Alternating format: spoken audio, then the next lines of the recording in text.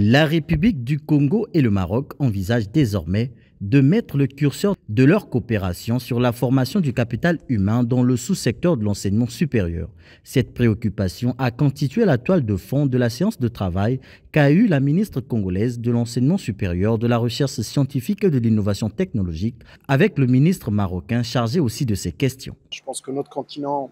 africain est un continent aujourd'hui qui recèle d'excellentes ressources de jeunesse et aujourd'hui on doit façonner notre capital humain pour répondre à toutes ces transformations, qu'elles soient digitales, qu'elles soient sociétales et en particulier en ce moment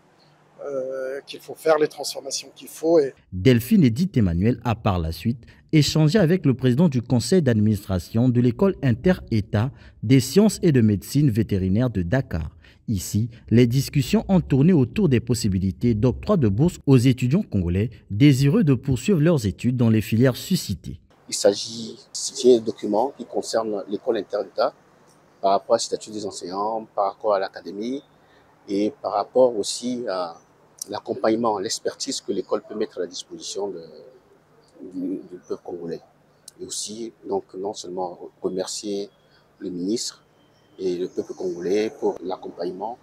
de l'école inter-État de sciences et médecine vétérinaire. Une journée chargée pour la ministre Delphine Edith Emmanuel, qui a également accordé son hospitalité à Dimitri Saga, le directeur régional de l'UNESCO pour l'Afrique de l'Ouest et du Sahel, représentant auprès de la CEDEAO, est venu exprimer la volonté de cette institution des Nations Unies de soutenir diversement le Conseil africain et malgache de l'enseignement supérieur, dont le Congo abrite une édition de plus.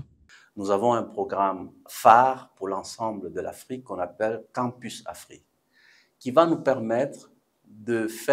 faciliter la mobilité entre les chercheurs et les étudiants à travers le continent, avec potentiellement des bourses de mobilité. Deuxièmement, avoir des données pour que nous puissions bien connaître ce système d'enseignement supérieur qui permettrait aux ministres et aux autres décideurs de prendre des décisions qui sont éclairées.